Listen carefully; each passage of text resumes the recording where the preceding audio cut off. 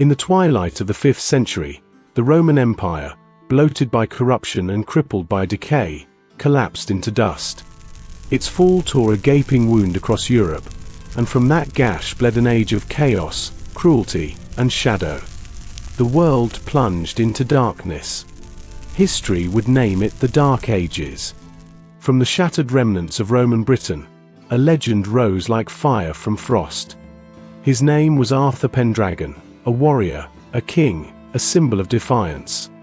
With steel and sorcery, he forged a sanctuary amid the madness. Camelot, a city of wonder and wisdom, where justice reigned and hope endured. Under Arthur's rule, Albion stirred from its nightmare. The Round Table united noble hearts, and for a fleeting moment, the land knew peace. But peace is a fragile thing. Now, the horizon blackens once more. Savage Saxon warbands raze villages and spill blood beneath the moon. Witches whisper curses in the wind. Warlocks conjure horrors from forgotten realms. Dragons stir in ancient caverns, and creatures born of nightmare stalk the forests and fens. You are one of Arthur's chosen, a knight of the Round Table. The fate of Albion hangs by a thread, and your blade may be the last hope to sever the darkness. Ride forth into snow-laced mountains, haunted woods, and mist-choked waterways. Seek the relics. Face the beasts. Fulfill the quest. For if Camelot falls, Albion will be lost forever.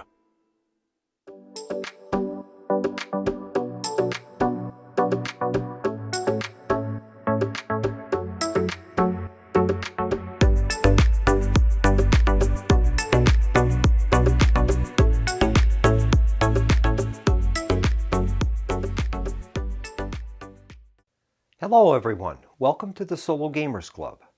My name is Keith, and tonight I'm going to investigate the board game Albion's Legacy from Linvander Studios and Jasco Games. In this game we'll take on the role of a notable figure from the Arthurian legends as we attempt to complete a quest and save Arthurian Britain from those that threatened its existence.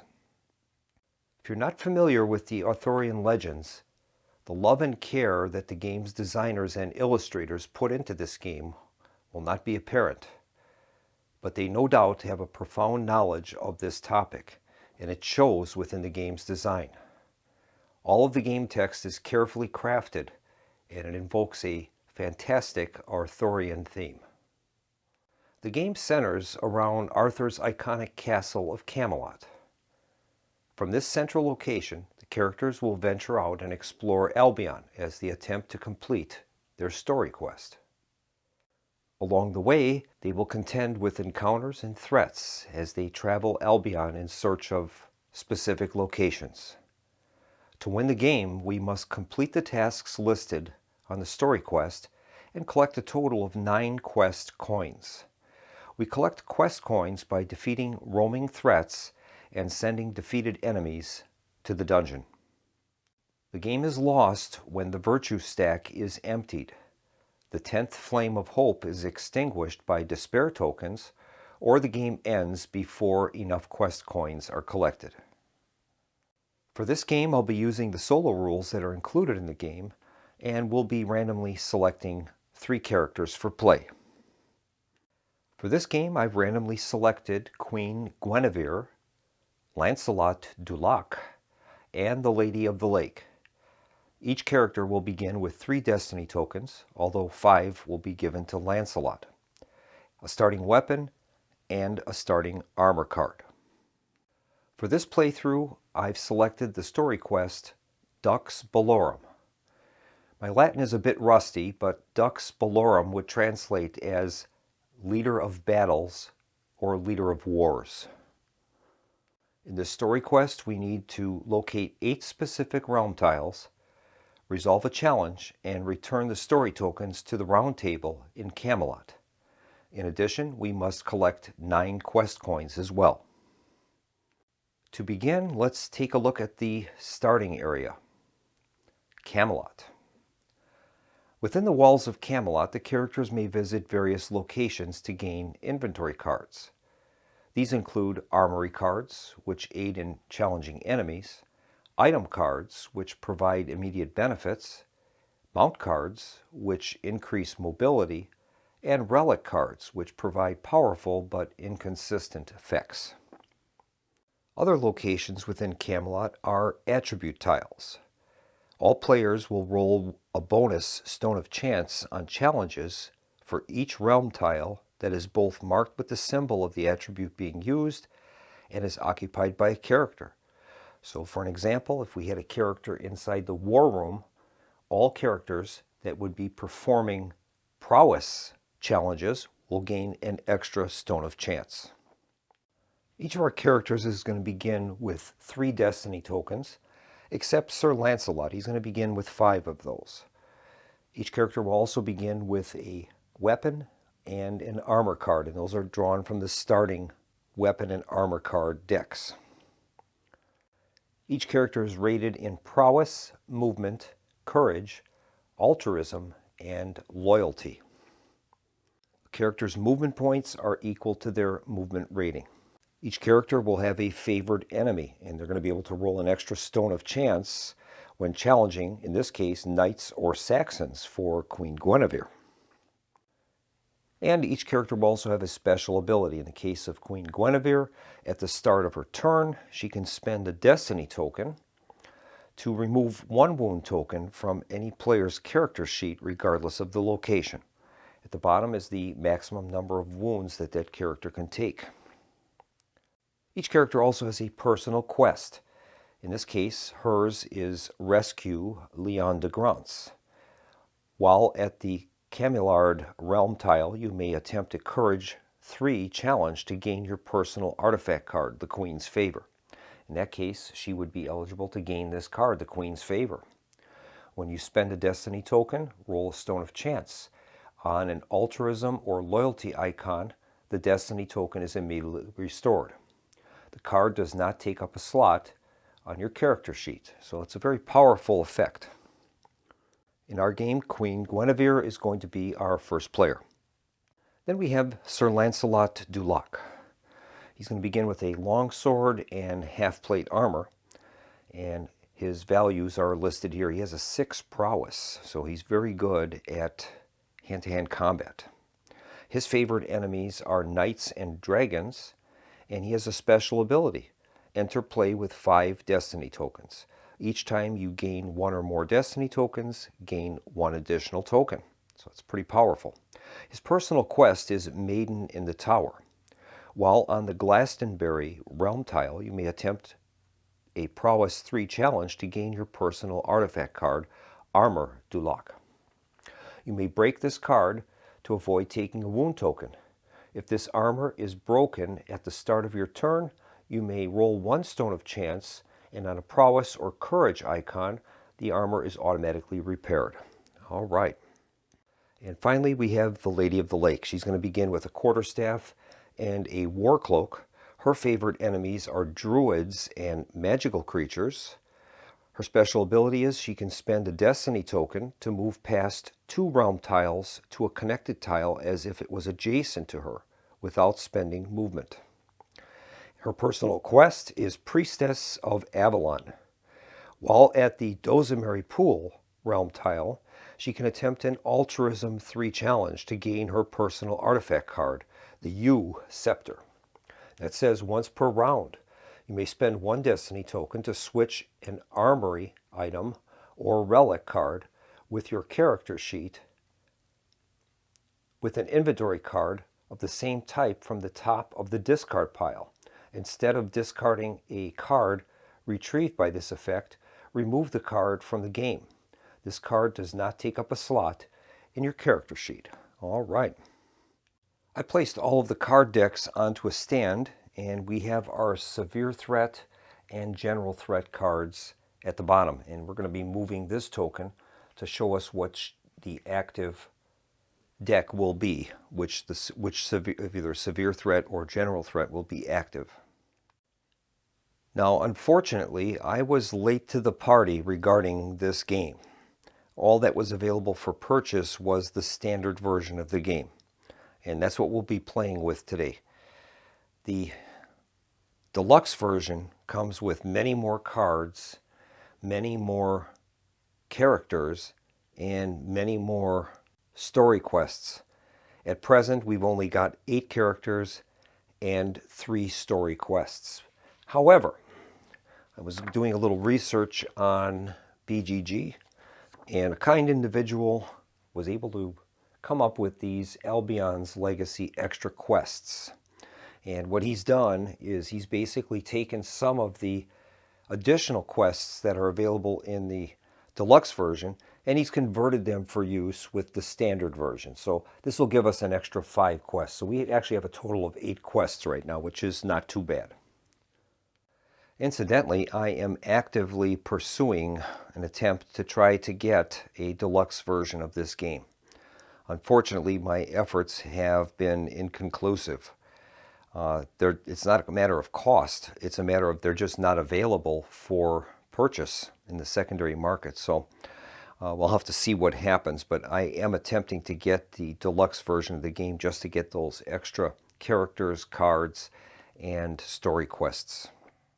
We'll take a closer look now at our story quest, Dux Bellorum, and we'll see what we need to accomplish to win the game. What will happen is, as we're exploring Albion, region tiles will be placed on the map. And as soon as one of the listed realm tiles enters play, we're going to place a story token on that location.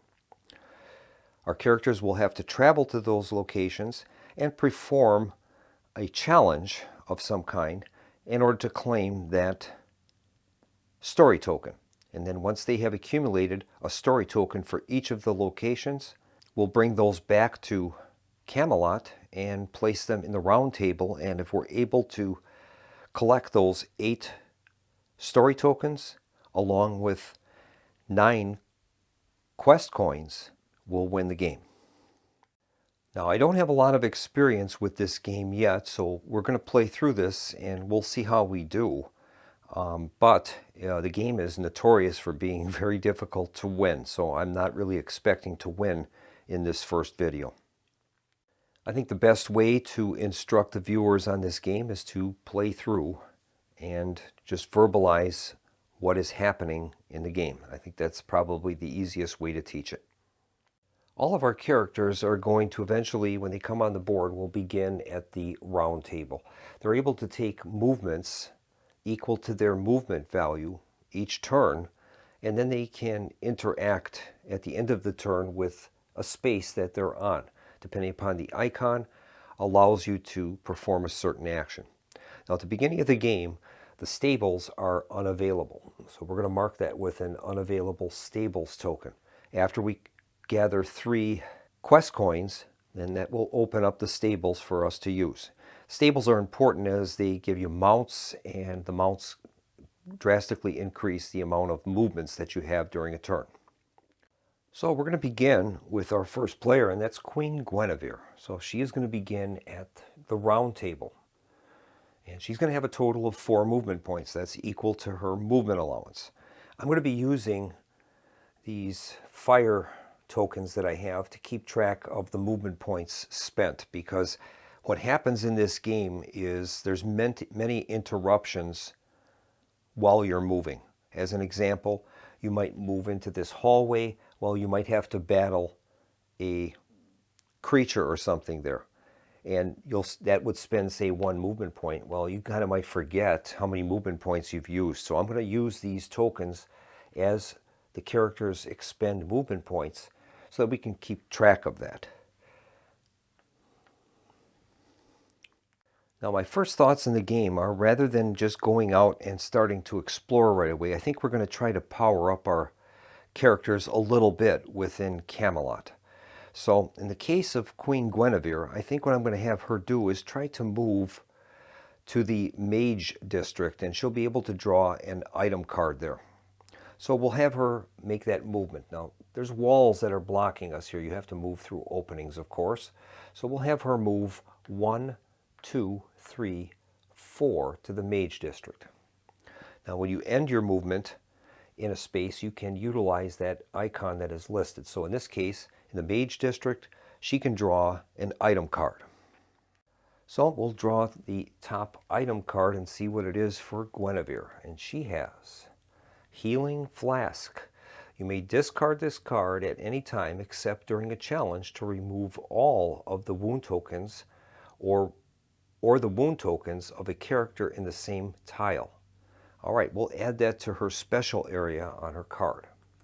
That's not real good because she has that ability already with her special ability, so we might be able to give that card to another player.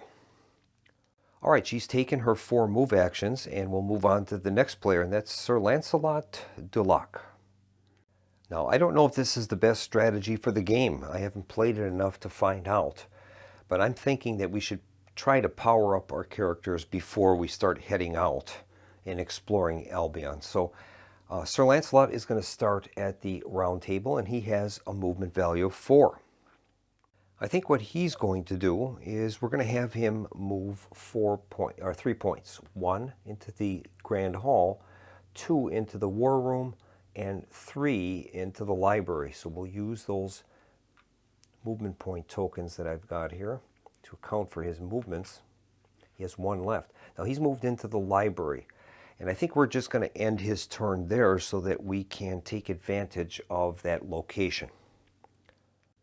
Now that library symbol is virtue, so we're able to draw the top token of the virtue pile, and Lancelot will gain this benefit. Now we don't want to do this too often. If those virtue plaques end up being exhausted, we're going to lose the game.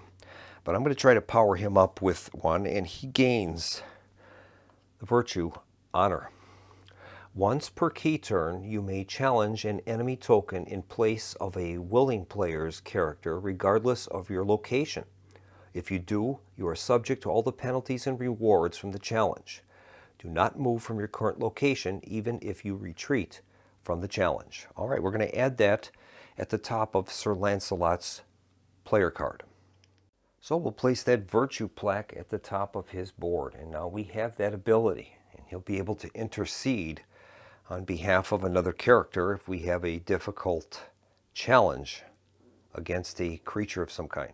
All right, that ended Lancelot's turn. He's at the library, and now the Lady of the Lake will appear, and she's going to take her movement actions. And I think she's also going to move to the Mage District, so we'll have her move 1, 2, 3, and 4, and she's going to join Guinevere there. She's going to end her turn there, and that symbol allows her to draw an item card. And she's going to draw an item card, and she gains Map of Albion. You may discard this card to search the Albion stack for any 1 realm tile and play it anywhere in an appropriate region. That is an excellent card, and we'll give that to the Lady of the Lake. Put that in her specials area. Now we're also going to, I think, trade inventory cards, and Guinevere is going to give the Lady of the Lake her Healing Flask. And that's going to also go in the second special area of the Lady of the Lake's display. So we've powered up our characters right now for this first turn, and this game is a little different in that the first player will actually take 2 actions per round before we have what's known as a key turn step. Now I'm going to be using a pawn to keep track of the active player. In this case, Queen Guinevere was the first player, so she's going to take another full action, even though she started this round. She's going to take a full action, and then we're going to go through our key turn steps. That first player marker is going to move to the next player, and then we would continue the cycle after that. So Queen Guinevere has another set of actions available to her. And I think we're going to begin by having Queen Guinevere move to the Sally port. So she's going to spend a movement point to go into the forge, a movement point into the hallway, and a movement point into the Sally port. So she spent 3 of her 4 tokens. She still has 1 movement point left. And as long as you have a movement point left, you can scout for new realm tiles, and that's what we're going to do. We're going to draw the top token off of the realm tile stack and place that adjacent to the Sally port. Now each of those realm tiles has an icon on the front. Some of them contain all 3 icons, some 2, and some 1. At the drawbridge, we can only place tokens in that area that have the mountain symbol. In the docks, we can only place those that have that river symbol. And at the Sally port, we have to have this forested area. So in this case, we have to keep drawing tokens until we come across one that has that forest symbol on the token. In this case, we've randomized our realm tiles, and we found out that the top token has a mountain and a forest symbol. So we'll be able to play this token at the Sally port. In the event that this token did not have the forest symbol, we would just place that at the bottom of the pile and keep drawing until we had a symbol that matched that location. All right, and the first tile that we've drawn is a road tile. Each tile is going to have some type of icon on it. In this case, that is the encounter symbol. If we move into that space, we're going to have to draw an encounter token. Now we can configure these tokens in any way that we choose, as long as we have a connection to the location that we're moving from. So in this case, we have a connection into the road through there, and we'll move that way, and that way. So we'll try to configure this in a way that would give us the most freedom of movement. I think we'll probably put it that way. That will allow us to continue exploring in those 3 directions. Queen Guinevere has 1 movement point left. She's going to spend that to move to the road space, and she's going to have to draw an encounter card now. So we'll have her draw the top encounter card, and we'll read through that. This one says, Lost Villager. A young boy is lost on the roads and needs help to get home. Place an escort token on your character sheet. You may escort this token to Tingatel, Camiliard, or Caer Gai realm tiles and remove it from play to gain a quest coin. If this escort token perishes, you must place 1 despair token to extinguish a flame of hope. Okay. So Queen Guinevere is going to gain an escort token. We're going to place that on her card. I'm going to place this Lost Villager card near her display so that we know what that token is all about. And that's going to bring her turn now finally to a close. And now we're going to move into the key turn steps. We begin each key turn step by placing a despair token on one of the flames of hope.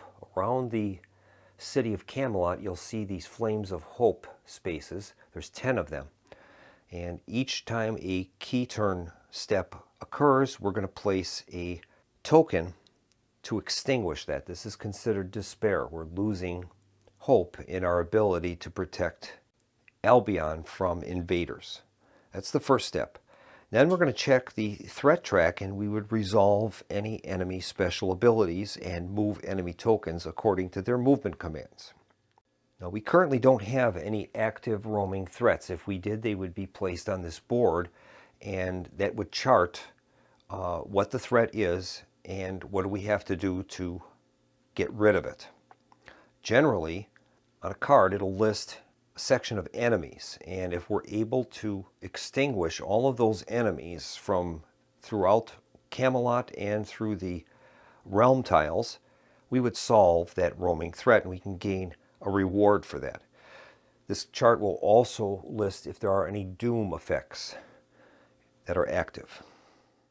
And by solving these roaming threats, that is how we're going to gain these very precious coins, our quest coins. We need 9 of those in order to even have a chance at winning the game.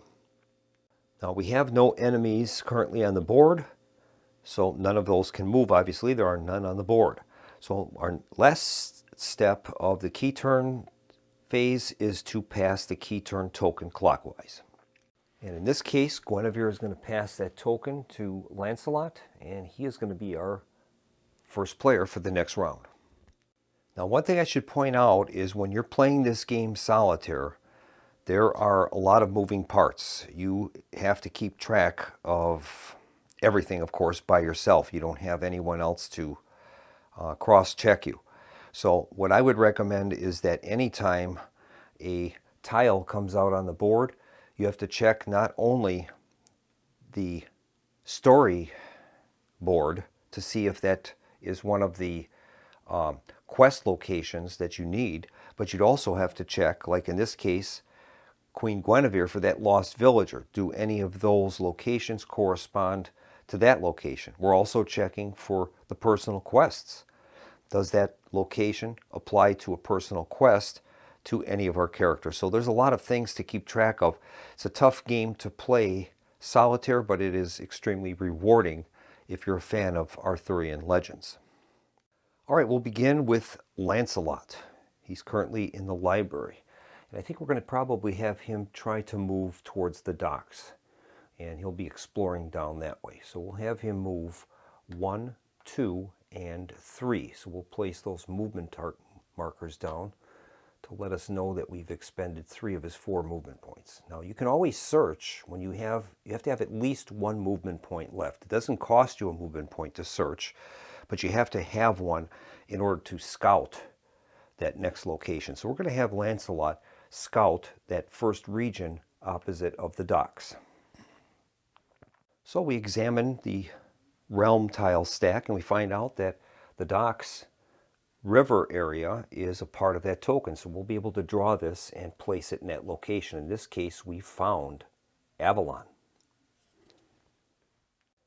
Now this Avalon tile only has 1 exit out of there. So if we were to place this into this area, that would block off any further exploration of the docks area. So we can't place that.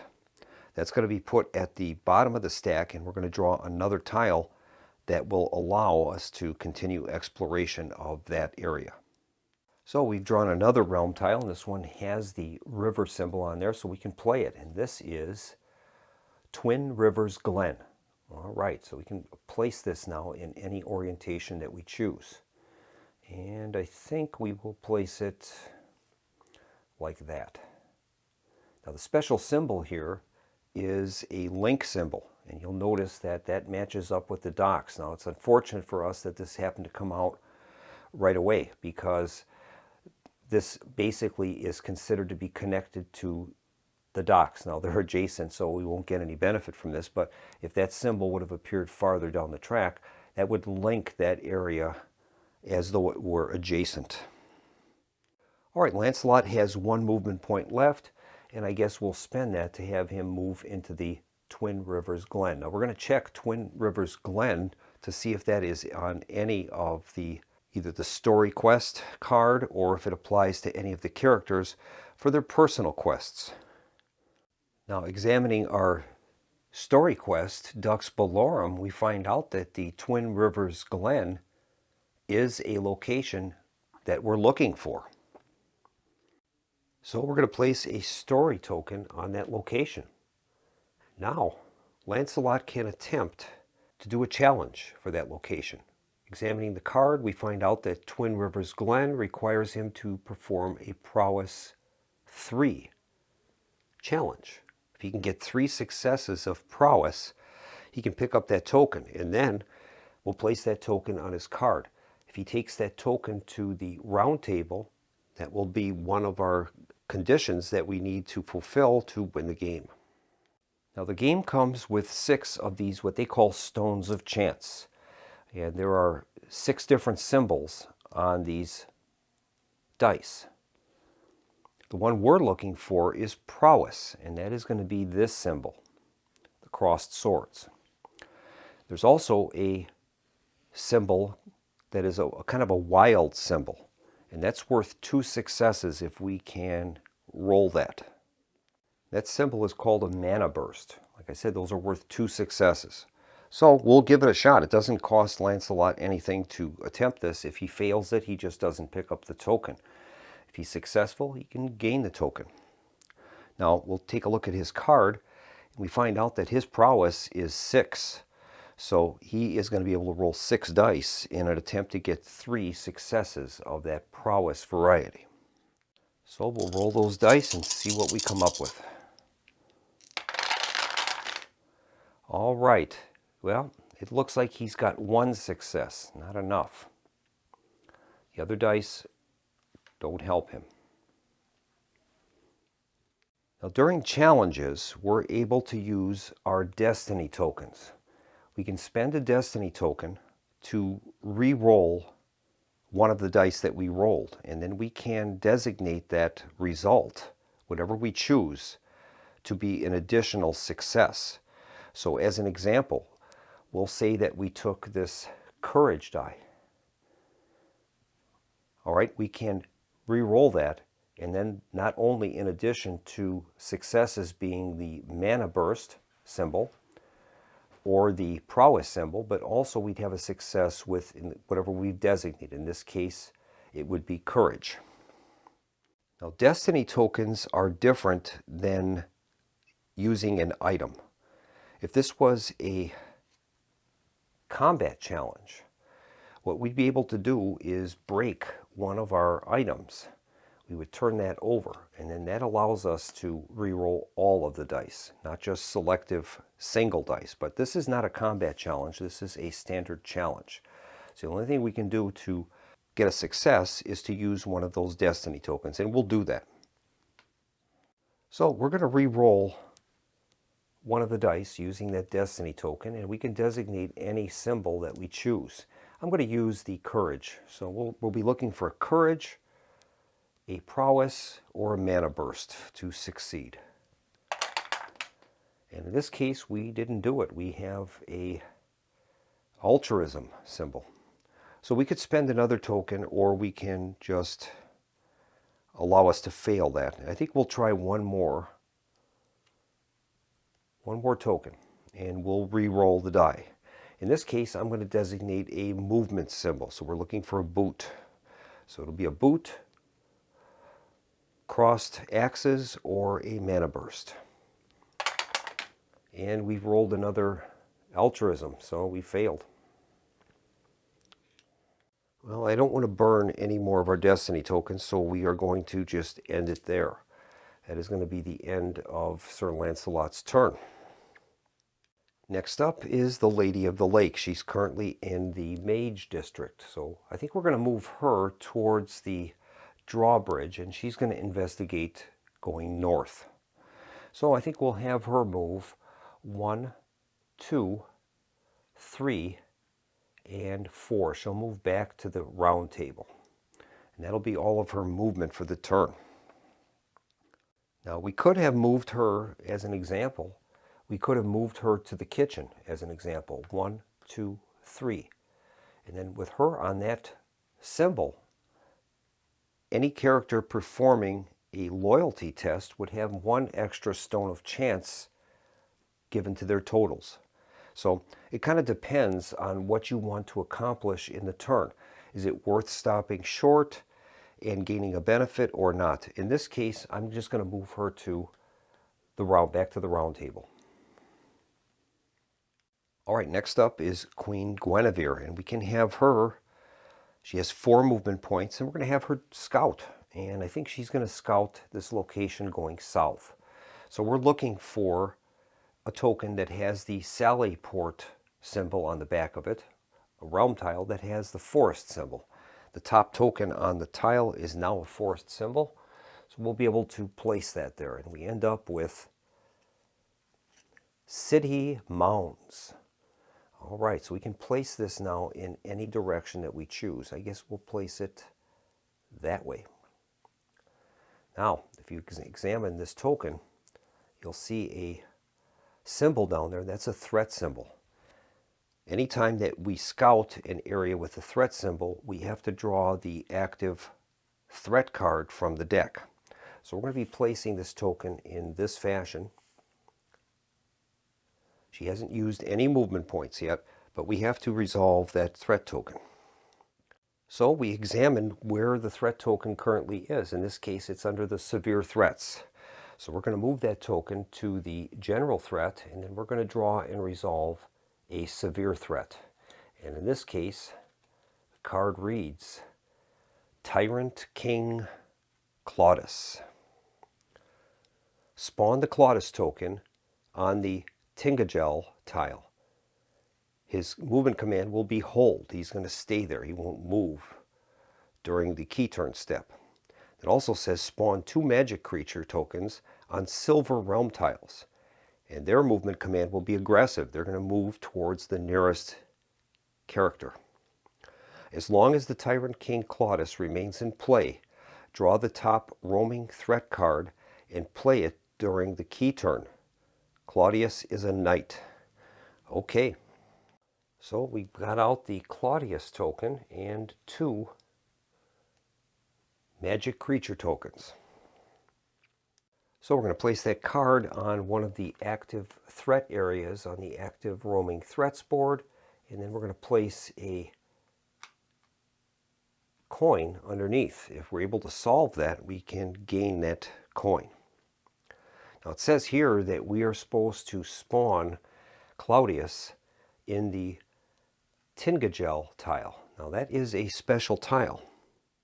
Now there's a special stack of region tokens that we have set aside. They have this mace or scepter symbol on them. And in this case, we're looking for Tingagel. And we've located that token. Now the icon that is on there, we don't follow that during placement. If that was, say, a roaming threat, we would not activate that roaming threat because we're placing the token in response to a roaming threat already. So we'd look at the back of the token and find out where we can place. We can place it on any of the displays, any of the regions leading out of Camelot. Now we're going to be fighting against the Tyrant King Claudius, and he's considered a knight.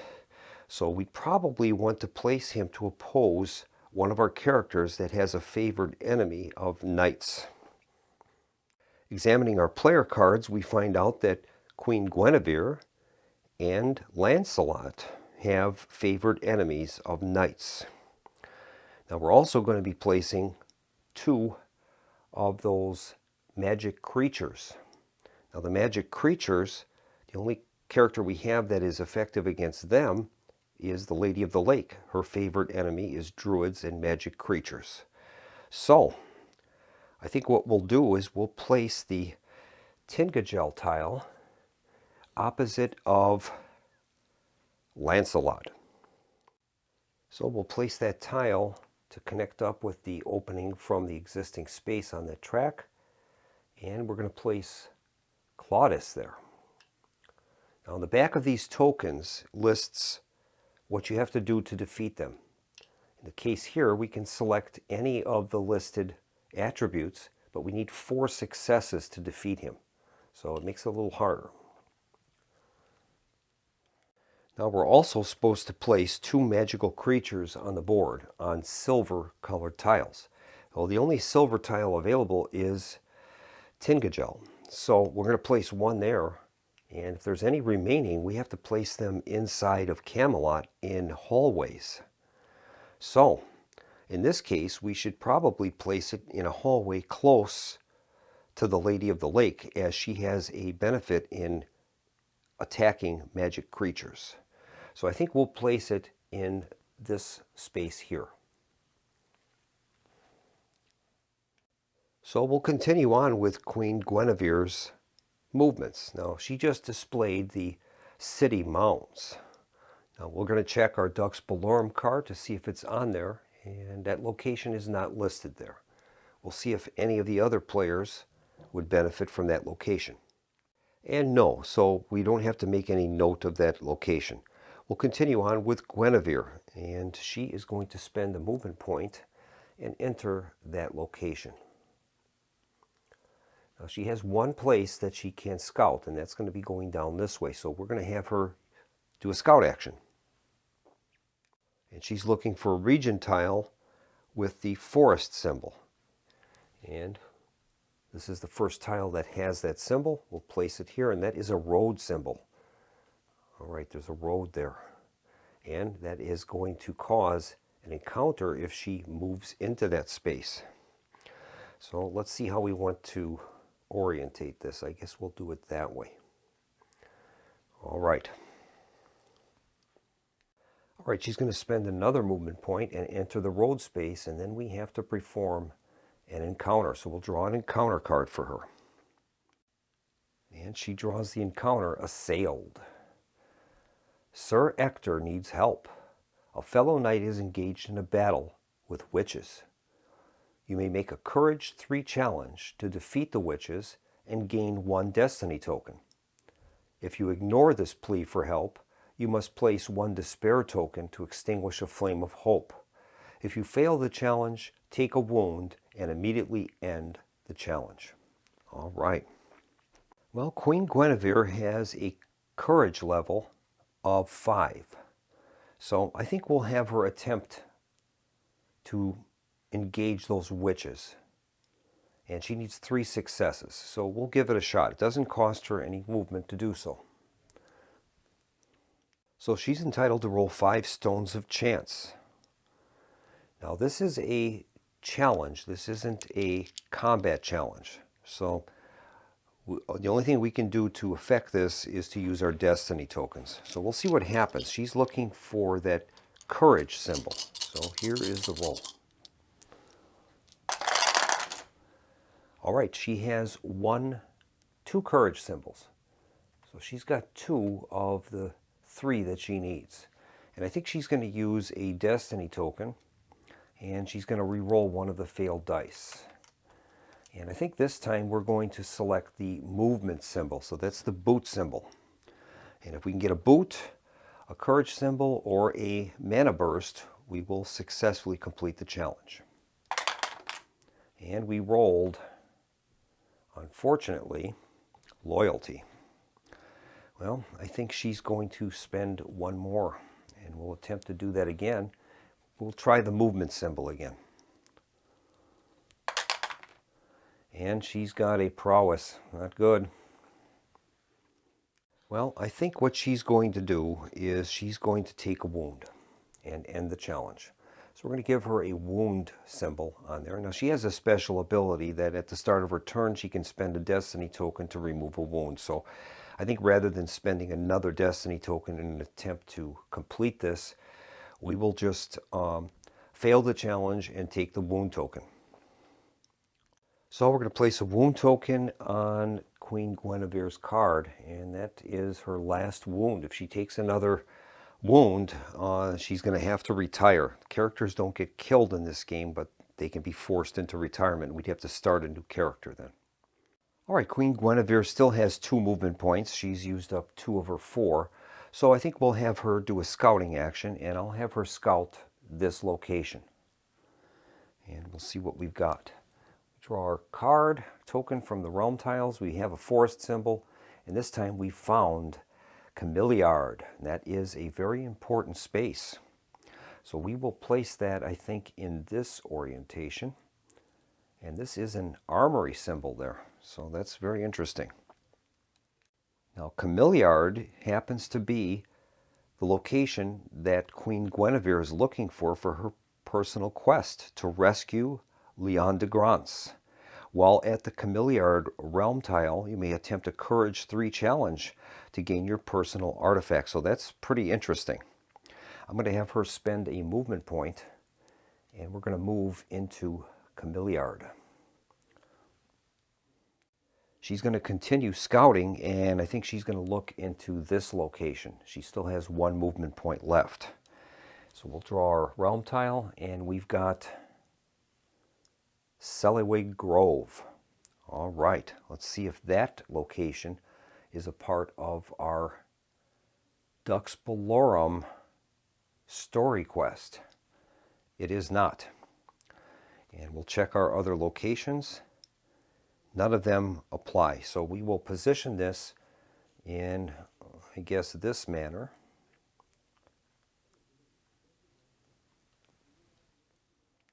Now this token has that symbol called Secret Path. That is considered to be connected to the Sallyport location at Camelot. Now we're only allowed to conduct a search once. If we move into that location, if we had movement points left, we'd be able to continue searching. But if we end up searching and we don't move into that new location, we can't do any future searches. And I think Guinevere is going to stay where she is anyway. So that'll be her 4th movement point. And I think in that location, she's going to attempt to gain her personal quest, rescue Leon de Grance. So in order to do that, she has to perform a courage challenge. She needs 3 successes. And this will allow her to gain the artifact card, Queen's Favor. Now her courage value is 5, so she'll be rolling 5 dice, 5 stones of chance in an attempt to get 3 courage. Okay. Courage is that horse symbol. So here we go. All right, she has it. She's got a mana burst, which is worth 2.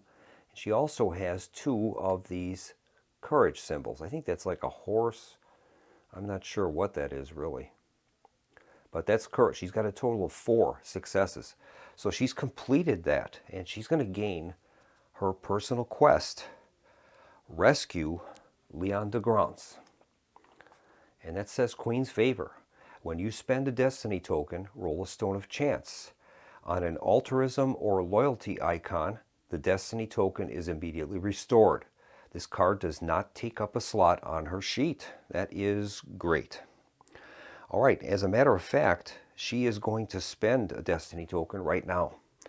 She has her special ability at the start of your turn. You can spend a destiny token to remove a wound. She has one, so we'll spend that destiny token. And then she's going to use that Queen's Favor right away. And if she can get a altruism or loyalty symbol, we can return the token to her. All right, here is the roll.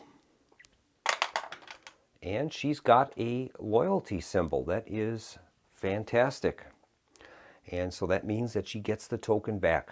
So she's going to repair her wound at no cost. That was fantastic. Now, in addition, she has ended her turn in Camelot, which has an armor symbol there. And that allows her to draw a card from the armor deck. And she can use that to replace her starting armor. Right now she's using a leather vest. And we'll have her draw an armor card from the armory. That card is Blessed Amulet. You may break this card to avoid taking a wound token. You may use altruism instead of courage when making a challenge. All right. Now in her case, it won't matter. Her courage and altruism are both 5s. So we'll do that though. We'll take the Blessed Amulet and replace that with from our leather vest. Now this is a special item, so I guess she can still keep that leather vest. It's not actually an armor deck, it's an armory deck. And we'll place this in her specials area. So that's pretty good. So that's going to end her turn, and we'll return back now to Lancelot. He is our starting player for the turn, so he'll take his another action set, and then we'll move on to the key turn steps. Now I think Lancelot is going to attempt to move into Tintagel and take on Claudius. So we're going to have him use a movement point to move into that location, and now he has to battle both, in this case, both of the enemies listed there. We can do them in any order we choose. And I think we're going to start with Claudius himself. So we can choose any type of attribute that is listed on the token, and we need 4 successes. Now, Lancelot has a 6 for prowess, so we're going to be looking for the crossed axes for successes. Now, he also has a special ability against knights, and we find out from that tyrant Claudius that he's considered a knight. Now, we only have 6 dice.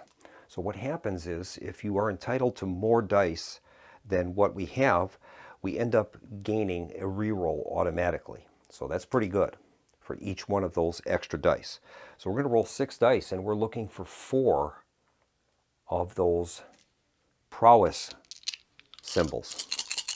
Okay, here's the roll. And we've got a total of 2 of those. All right, so we've got 2.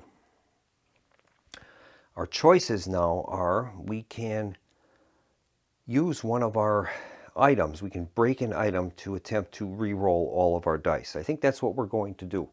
So he's going to break his half plate mail, and we'll break that card, turning it over, and that will allow us now to re-roll all of our dice.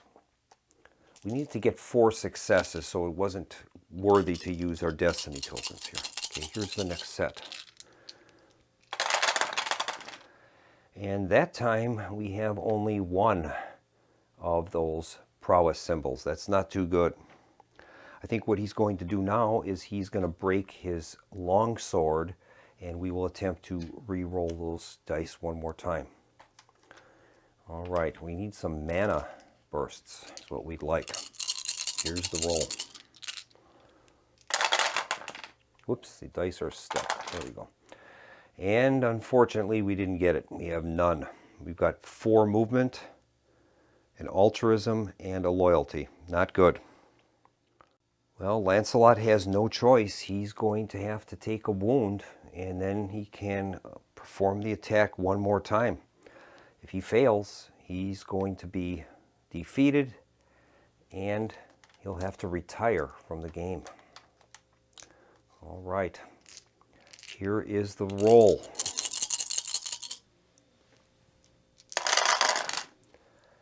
And that time we have failed once again. It's absolutely amazing. We have 1 success. This was a prowess. So he's failed, and he is defeated. So we're going to have to get a new character for Lancelot. Now, Lancelot does have 3 destiny tokens left, so I guess before we apply the wound to him, we might as well use them. So we're going to designate one of our destiny tokens, and I think we're going to use the movement symbol. So what we're trying to find now is a movement symbol or a mana burst or a prowess, and we need to get a total of 4 of those. We currently have 1 though. We have 1 success right now. So we'll re-roll that using the destiny. And we've got a courage, so that won't help us. We'll spend 1 more and attempt it again. We'll try the movement symbol. And we didn't get it. We've got altruism. We'll spend our last token. We won't have enough to do it though, even if we got a mana burst. And it's altruism, so we failed, and Lancelot is forced into retirement. So we'll draw a new character for him. Unfortunately, he's going to lose his virtue plaque that he acquired. And we've drawn a new random character, and we've drawn King Arthur himself. All right, so let's see what he is capable of. King Arthur Pendragon. All right, those are his statistics. He's good at prowess and altruism. 1 wound box. His personal quest will be the Sword and the Stone. While on the Caer Guy realm tile, you may attempt Prowess 3 challenge to gain your personal artifact, Excalibur. His favored enemies are magical creatures and Saxons, and he has a special ability. You may take a wound token in place of another willing character, regardless of location. If you do, gain a maximum of 1 destiny token, which does not count towards your limit and cannot be restored by any other card. All right. So we'll give Arthur 3 destiny tokens. His standee, and he's also going to gain an armor and weapon from the starting items deck. And I think we'll give him a longsword and half plate armor. All right. And since this was Lancelot's turn, he was also part of the first player at that point, so we're going to move into a key turn round. Our first step of that key turn step is to place a despair token on one of the Flames of Hope. So we'll place one there. We've got 8 left. Next, we're going to check our threat track, and we'll see if there's any special conditions here. And it says, as long as the Tyrant King Claudius remains in play, draw the top roaming threat card and play it during the key turn. Claudius is a knight, so we have to do that. The current threat is a general threat. We'll move that token back to severe, and we have to play this general threat. We'll see what it says. And that's the Sidhe Corrupt. Spawn 1d6 Druid tokens on green realm tiles. Their movement command will be objective, green realm tiles. Increase the challenge rating of all Druids on green tiles by +1. Okay, so that's going to go on our roaming threats board. We'll place a token underneath there. We solve that by killing all of the Druids on the board. We will gain the token. So we have to roll a d6 to find out how many Druids are coming out. We want a low number. We rolled a 2, so 2 Druids will be coming out. So we've got 2 Druid tokens out, and we have to place them on green tiles. All right, we have to place the 2 Druids on green realm tiles. And we find out that the Lady of the Lake is very effective in battling Druids. That's one of her favorite enemies. So I think we'll place one in Twin Rivers Glen and another in the City Mountains. Now those creatures have a movement command of objective green realm tiles. So once they reach a green realm tile, they would go to a hold condition. Now we're placing them on green tiles to start, so they won't move from those locations. But if, say, there were no green tiles, they'd be placed in a hallway somewhere in Camelot, and then they would attempt to move to a green tile if possible. All right, we resolved that special condition for King Claudius. So now the characters and the enemies, I should say, on the board are going to attempt to move. Now, the magic creatures are aggressive. Claudius is on a hold, so he's going to stay where he is, but the magic creatures are going to move to the nearest character. So in this case, this magic creature in Tingajel is going to move to Twin Rivers Glen. And this one that is in the hallway is going to move to attack the Lady of the Lake. So we're going to have a challenge out of sequence. The Lady of the Lake will challenge this creature, and she has to use either courage or altruism. In this case, the Lady of the Lake is going to use altruism. She has a 5 value for that, and her favored enemy is magic creatures. That'll give her an extra die. So she's going to be rolling 6 stones of chance, and she needs 3 successes, and we're looking for this altruism symbol. So we'll give the dice a roll, and hopefully we can get altruism symbols. And she has 1 altruism symbol and 1 mana burst. That's equal to 2, 3. So we've successfully defeated that magical creature, and she can place that now on her card. If we can get 8 trophies and we take them to the dungeon, we can gain a quest coin. So we'll place that defeated enemy on her card, and she's got a trophy. So all that remains is we move our first player marker over, and the Lady of the Lake now is our first player for the next round. All right, Lady of the Lake is up next. Now we have to get rid of that Claudius token because that's going to keep having threats come out during the key turn. So we got to get rid of that. So I think the Lady of the Lake is going to move, and she'll move into the Twin Rivers Glen. She'll try to take out both of those enemies that are there. So we'll have her move 1, 2, 3, and 4. She can combat those in any order she chooses. And I'm going to have her start with the magical creature that's there. She can use either courage or altruism. And she'll use altruism. That'll allow her to roll 5 dice. And her favored enemy is a magic creature, so she can roll 6 dice. 6 stones of chance. All right, she's going to be looking for the altruism symbol. Here's the roll. And she has only 1. Her dice rolls are not very good here.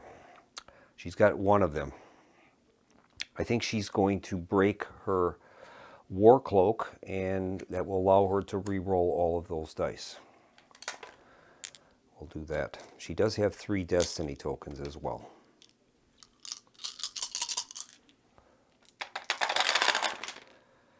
Okay, she has none. That is absolutely amazing. I guess she's going to break her quarterstaff now and attempt to re-roll all of those. It's amazing. Okay, we're looking for altruism or mana bursts. And she has a mana burst, but no altruism to go with it. So she has 2 successes right now. I guess what she's going to do is she'll use one of her destiny tokens, and we're going to designate another reroll now, and we'll use the movement symbol. We'll try that. She's got a loyalty, not good. We'll try another destiny token and use the movement symbol.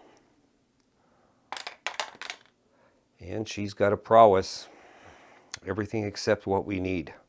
We're looking for altruism, movement, or the mana symbol. We'll spend her last destiny token. Try to re-roll that. She's got a courage. That's not good. All right, so I think what we'll do is we're going to use King Arthur Pendragon's special ability. He's going to take a wound in place of another willing character regardless of the location. If we do, he's going to gain a maximum of 1 destiny token, which does not count against his total. So we'll give him a destiny token that he can use. It can't be replenished, but it can be used. He's going to gain a wound token, and then she's going to re-roll all of these dice one more time. Okay, here's the roll. We're looking for altruism. And that time she's got it. She's got altruism and a mana burst. So that is 3 successes. She's taken care of that magical creature. She'll place that on her card. Now she has to go after the druids. Now the druids are on a green tile, and because of that city corrupt, it's going to gain an extra rating. So we need 4 successes there. And I guess she's going to try it. Not much choice. Okay, here is the roll. And she's got a total of 1. We're doing really well on our dice rolls. Okay, she has no choice but to take a wound, and we'll have to retry it one more time. It's not good. Okay, here's the roll. We need 4 successes. And we've got 2 altruism and 2 mana burst. So she's done it. It's a total of 6 successes.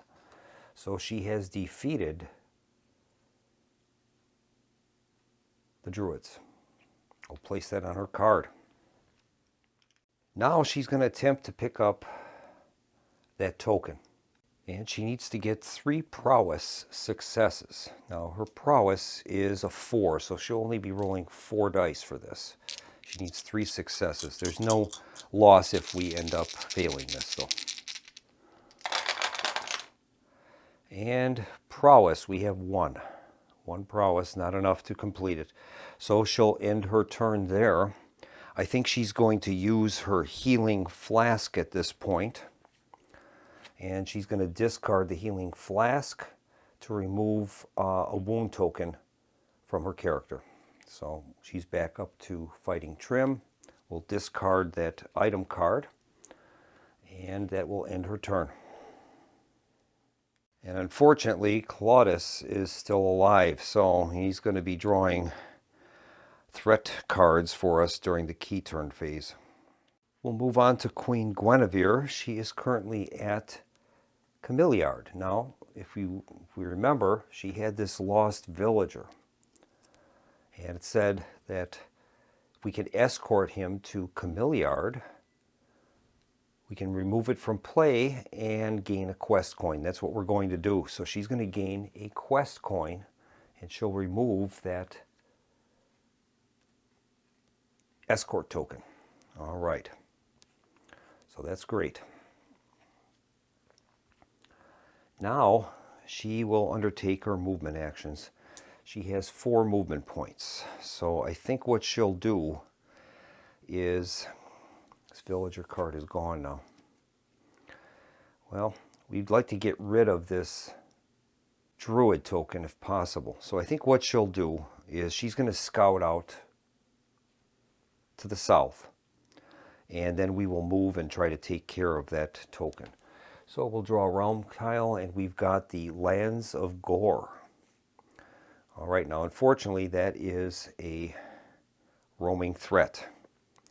So we'll place that token here, and now we have to draw a roaming threat card. This is going to be a severe threat, and that card is revealed to be Cath Prologue. Spawn the Prologue token in the Snowdonia tile. His movement command will be hold, and then we're also going to spawn 3 more magical creatures on green realm tiles, and they're going to be aggressive. As long as Prologue is in play, no player may make a spoils draw, and the top item card is discarded during each key turn that he is in play, and he's considered a magic creature. Okay, so Prologue is going to come out, and 3 magic creatures are going to come out. Prologue is going to be going into the Snowdonia tile, so we'll get that out of the special tiles. So the Snowdonia tile is a relic location, I believe. Yes, and that can be placed in either the Sallyport or the docks. Okay, let's see where we're going to put that. Well, he's considered a magic creature, so that would be good for the Lady of the Lake to go after. So we'll place that near her area.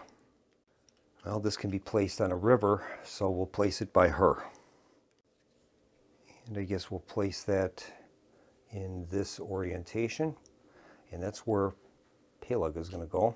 Now we have to place those 3 magical creatures on any green spaces on the board. So we'll put one in Sellywig Grove, one in the City Mounds, and the other one has to go into the Twin Rivers Glen, and she's going to have to fight that out of sequence right now. All right, so she's going to fight that thing, and that's a magical creature. We can use either courage or altruism, and we need 3 successes. Okay, the Lady of the Lake is going to use altruism, and that will give her 5 dice. She'll also gain an extra one because it's a magic creature. All right, she's got 6 dice. And, oh my goodness, we got no altruism. It's unbelievable. Well, she has no choice. She has to take a wound, and then she gets to re-roll these. If she fails, that's going to be it for her. Here's the roll. And she's done it. She's got a total of 2 of the mana bursts. That's 4. And 2 altruism. That's worth 6 total. So she's defeated that. We'll place that on her card. That's her 4th trophy. All right. We'll go back to Guinevere now. She has used up none of her movement points yet. We've already scouted this location, so if we don't move in there, we can't scout any further. I think what she's going to do is she'll spend 1 movement point and move into the Sellywig Grove, and she's going to attempt to battle this magical creature. We'll try that. She can use either courage or altruism, and I think I'll have her use courage this time. She'll be able to roll 5 dice, and her favored enemy are knights and Saxons, so that won't apply. She's got 5 dice. We're looking for the courage symbol. And she has 2 of the mana bursts. That's sufficient to take that creature out. That's great. We'll place that on her card. And now she can continue her movement. We'll have her move back into Camelot. That'll be another movement into the road space. And she has to undertake an encounter there. So we will draw an encounter card for her. That one is Rumors of an Affair. All players roll one less stone of chance on loyalty challenges until the next key turn. Each player may immediately spend one destiny token to ignore the doom effect. All right, we'll place that on our active doom effects on the board. And now she has one movement left, and we'll have her move into the city mounds. And she's going to confront those enemies. And I think she'll start out by trying to take out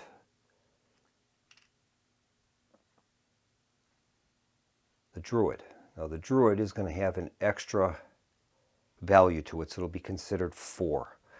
Guinevere is going to use her altruism, I think, on this. So we won't be affected by the doom effects. She'll be able to roll 5 dice. Okay, here is the roll. And she's got 1 altruism only. All right, well, we'll have her spend her leather vest. She'll break that and allow her to roll another set of dice. Let's try that. Okay, here's the roll. And she has 2 altruism. So we're going to use one of her destiny tokens. She has 1 destiny token left. We'll spend that to re-roll another die. And I think we'll use the movement symbol for that. And so a movement, an altruism, or a mana burst will be successful. Here's the roll. She's got a altruism, but that's only 3. And then that, unfortunately, that creature is a 4 now. Oh boy. So I guess she'll have to spend her hand axe, and we'll have to re-roll all of the dice. So she will break the hand axe and we'll re-roll all 5, looking for altruism. Okay, here's the roll. She has none. I cannot believe these dice rolls. Well, there's no option. She's going to have to take a wound, and she can re-roll all the dice. If she fails, she is defeated, and we'll have to get another character. Okay, here's the roll. Probably should have went for the magical creature first. Here's the roll. Whoops. And she has mana burst, and that's it. So she is defeated. So Queen Guinevere is no more. Not good. And the new character taking over for her will be Meriden Emerus, and that is Merlin. Let's see what his capabilities are. Okay,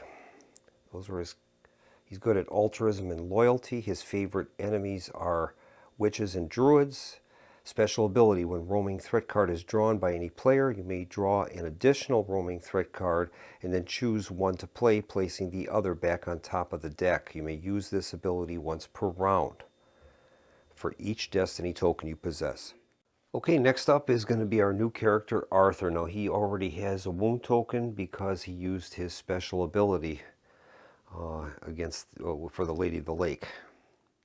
So he'll begin at the Roundtable, and I think I'll have him explore north up by the drawbridge. So he'll move into the gatehouse, spending a movement point, another point up to the bailey, and another point up to the drawbridge. Now he has 1 movement point left, so he'll conduct a search. And he draws a road space, so we'll align it this way. And he has 1 movement point left. And I suppose we'll move into the road, and we're going to have to undertake an encounter. And he draws the encounter Haunted. The ghost of Uther Pendragon is haunting you. Keep this card in front of you. Roll 1 less stone of chance on all challenges as long as it remains in play. you may end your turn at Stonehenge to discard the card and gain a quest coin. This is a doom effect. Okay, so we're going to keep that in front of Arthur. We'll have to remember that now. So, very thematic. His father is haunting him. Okay. All right, that's going to end Arthur's turn. We'll move now to the Lady of the Lake. She's going to take her turn, and then we will go on to our key turn. Well, the Lady of the Lake is pretty banged up. She has a wound, and both of her starting weapon and armor are damaged. So I think what she's going to do, she's going to use this map of Albion. You may discard this card to search the Albion stack for any one realm tile and play it anywhere in the appropriate region. So we'll do that. We'll discard that token and let's see if we can pick one, probably on our story card, and see if we can locate that card. Better yet, I think she's going to take the Stonehenge tile, and that would be able to get Arthur from having to be under that ghost haunting from his father. So we're going to select the Stonehenge card. All right, so we've pulled out the Stonehenge token, and we can place that on any location. It can be placed in any of the three zones. I think we'll place that in the mountain area near Arthur so that he can deal with this. And I'll place that right here, and then he'll be able to get to Stonehenge, and then he can get rid of that haunted card that he has. That seems to make sense. Well, the Lady of the Lake probably needs to heal up, so I'm going to spend some points. We're going to move into the hospital. She'll spend one into the docks, another one into the hallway, and a third movement point to go to the hospital. And she'll end her turn there. That has that cross symbol, and that allows us to remove one wound token. So she's going to remove that token, and she's at least back to healthy. And that's going to end her turn. We'll move on to the key phase. All right, we're going to place another despair token, extinguishing another flame. And then we're going to examine our active roaming threats. All right, we're able to remove this active doom effect, rumors of an affair. It says that that would last until the next key turn. So this thing can be removed. And now we'll deal with the active roaming threats. All right, Claudius is still active, so we have to resolve an encounter. This is going to be a general encounter, and we'll see what that one is. This one says, Lucius and the Romans spawn 1d6 traitor tokens on any road tiles. Their movement command will be objective, the Roundtable. That's what they're going to try to get to. And any named traitors have +1 challenge while in the Camelot region. Okay, so we're going to roll a die and find out how many traitor tokens are coming out. We want a low roll. Rolls of 3, so we've got 3 traitors. And those traitors are going to go onto road tiles. Well, we have 2 road tiles on the Sallyport track, so we'll put one there and one on this road space. Leaves us one left to place. And the only other road space available is the one where Arthur is, so we're going to have to fight, have a challenge there. And Arthur is going to have to use either loyalty or prowess. Now he's currently still haunted, so he'll have one less stone of chance than normal. He's going to use prowess. He normally would have 5, but now he's down to 4. And he doesn't gain anything for his favored enemy, so that's where he's at. So he's going to try prowess, and we'll see what happens. Here's the roll. And he's got plenty. 2 prowess and a mana burst. So that's 4, and that's sufficient to defeat that. We'll place that on his card. That's great. Okay, the next one is that City Corrupt. They are going to be trying to get to green tiles, so that would be the Druid tokens. And we'll check to make sure that the Druid tokens are on green tiles. There's only 1 Druid token left, so if we can take that out, we would solve that card and earn us that coin. Next is Cath Prologue. He's holding, so he will stay in Snowdonia, and his magic creatures are aggressive, so the magic creatures will move towards the nearest character. So we'll move those. There's only one there. Okay, and that is that. So this Lucius and the Romans is a general threat. Yeah, so we'll place a token down there. And we've got to get rid of all of those traders to complete that roaming threat. Okay. So we'll move our first player token to Meriden Emerus, and he's going to start the turn. So Meriden will begin at the round table. Now his favorite enemies are witches and druids. So I think I'm going to send him towards the Sally Port, and we'll see if he can maybe take some of these guys out. So we'll have him move 1, 2, 3, and 4, and he's going to battle these guys at the road space. All right, Meriden is going to start by battling this beast, and he's going to use altruism. He gets 5. Neither of them are his favorite enemy, so he'll be rolling 5 dice for this challenge. Needs 3 successes. And he has 1 mana burst. So I think what he'll do is he's going to use one of his destiny tokens, and he will attempt to re-roll a die. So we'll have him roll, I think we'll try movement. So we've got 2 successes, and he'll try to get a movement. So we're looking for a movement, altruism, or a mana burst. And we've got prowess. That isn't going to help. We'll try another one. Same thing, movement. And he's got courage. Oh boy. Here's the next one. We'll try that other destiny token. Movement again. And it's courage. He'll have to break his leather vest, and he'll re-roll all of the dice, all 5. Okay, he's looking for altruism. And he has no altruism. Okay, we'll break his Warhammer next. This is amazing. I mean, I'm bad at dice rolling, but this is crazy. Not even 1 success. Okay, here we go. And that time he's successful. He has 2 mana bursts, so he finally destroyed that. We'll place that on his card. Now he's going to have to go after the traders, and he has to use either prowess or loyalty. He's going to select loyalty. That'll give him 5. 5 dice. Okay, here's the roll.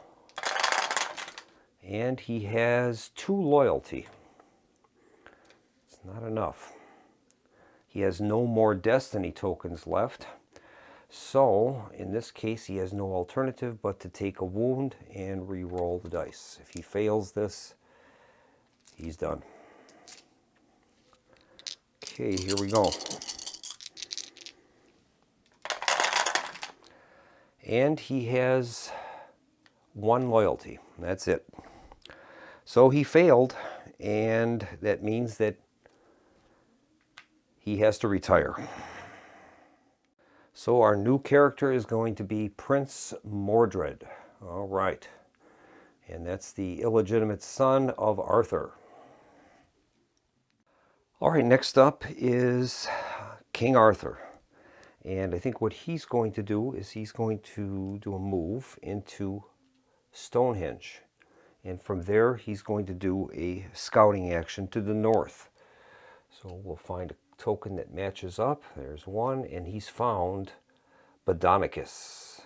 Okay, so we'll place that there. Now that is a threat. I'm sorry, yeah, no, it's not a threat. That is a attribute tile. Okay, so we're good there.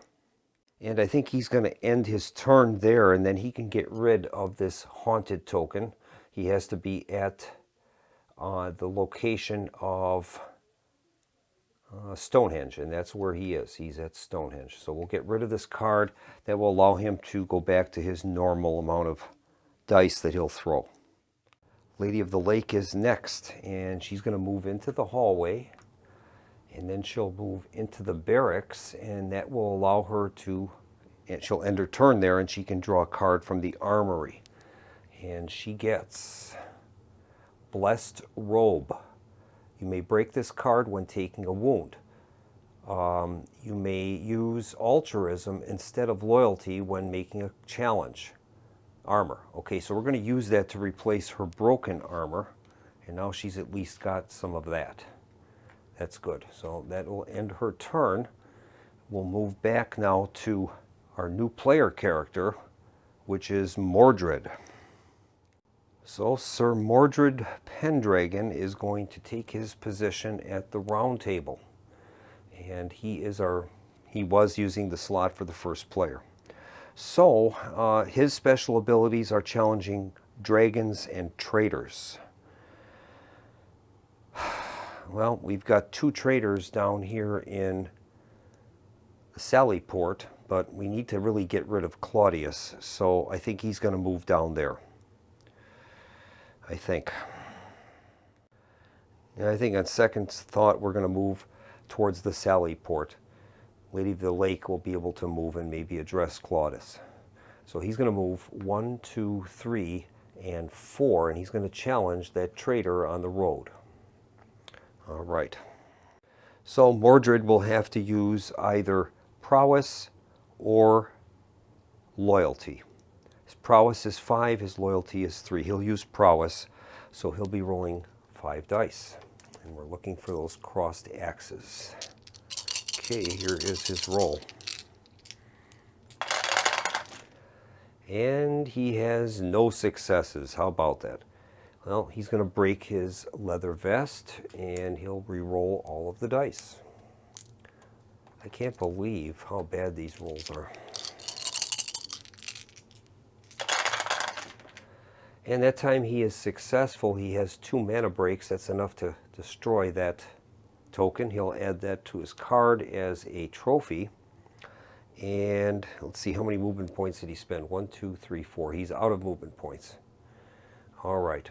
So that is going to bring the round to a close. We'll have to do another key turn step. So we'll place another despair token. That is the 4th one now. It means we have 6 turns left. And now we'll go through our roaming threats. Once again, King Claudius is going to force us to draw a threat, and this is going to be a severe threat this time. This is Helois, the sorceress. Spawn the Helois token on the Carmarthen Bay tile. Movement will be hold, and when a character enters any realm tile adjacent to Helois, they must pass a Courage 3 challenge or be seduced. Helois is a witch. Okay, so we'll place her on the board, and we'll get that token out. So we've got the Carmarthen Bay token, and that can be placed in either the river or the woods. Okay. Well, none of our characters are good against witches, so I think we'll place this in the docks area. So we'll place the Carmarthen Bay token there. That will allow us to expand that way, and then the Helois token will be placed there, Helois. And so if we enter a space adjacent to that location, that's when her special ability will kick in, and it's possible we could be seduced. Next is the City Corrupt. Increase the challenge rating of all druids on green tiles by 1. Their objective is on green tiles, so that is all good. There's only 1 druid left, and that is on a green tile. Cath Pelag, and that has a hold, and it's going to stay where it is. And the magic creatures are on green realm tiles. Let's see if that's true. There are no more magic creatures left, so if we can kill Cath Pelag, we'll solve that. It does say as long as Pelag is in play, no player may make a spoils draw at the and the top card is discarded during each key turn. Okay. As long as Peleg is in play, no player may make a spoils draw, and the top item card is discarded. Okay, so we have to do that too. I think I might have forgotten to do that in the previous turn, so we're going to discard 2 item cards, and we've got Secret Map and Map to Camelot, so those will be discarded. And next, with Hilois we just saw, and Lucius and the Romans. We have to get rid of the traitors. Currently, there's only 1 traitor left. That's in that road space on the Sally port. So if we can get rid of that, we will get another coin for that. All right. Our first player marker moves to Arthur Pendragon, and we're ready to begin another round.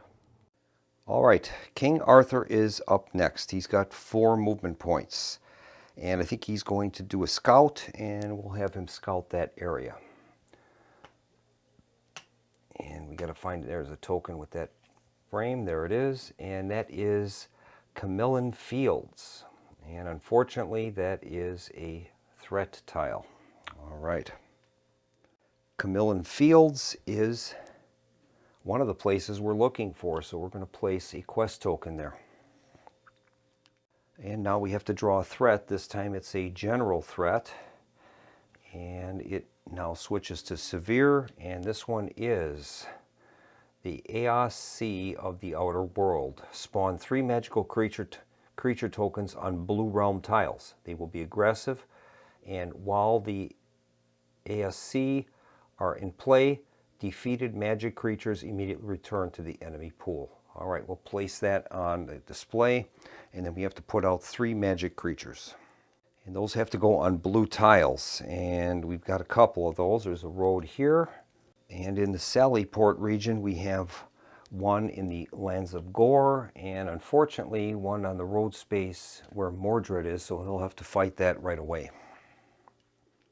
All right, Mordred is going to have to fight that, and he can use either courage or altruism. And he's going to use courage. That gives him 6 dice. All right.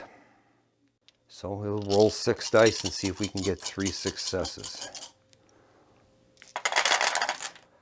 And let's see, what did he use? He used altruism. He has 1 success only. Out of all of that, only 1. All right, I think he's going to break his Warhammer, and he'll re-roll all of the dice rather than using the destiny tokens. Okay, maybe we can get some mana. Okay, he has 2 altruism. So I guess what we'll do is we're going to use one of his destiny tokens, and we'll declare a movement die as our extra die. So movement, altruism, or mana. And we've got altruism, so we've got the 3 that we need. Finally, that worked to our advantage. He's defeated that token. It'll go on his card. And now we'll continue on with Arthur. All right, Arthur's going to do a move, and he'll move into Camillan Fields, and I think he'll scout once again going north. And this time he finds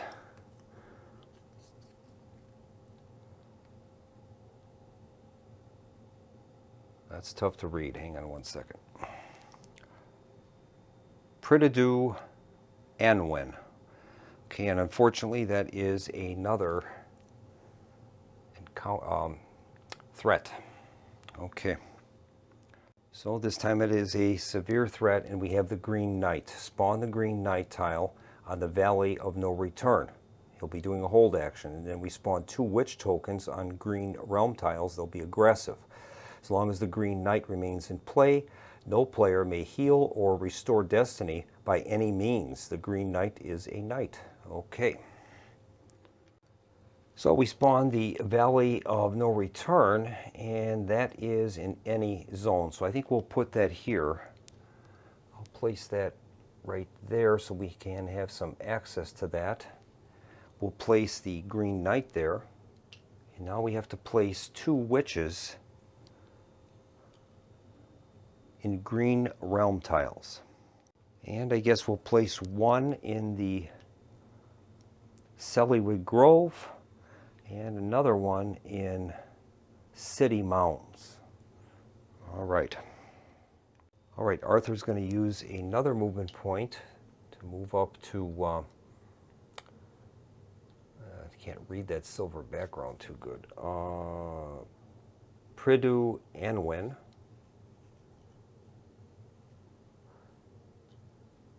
Now that is a threat, but we don't deal with that when we move into this token. It's only when it's scouted.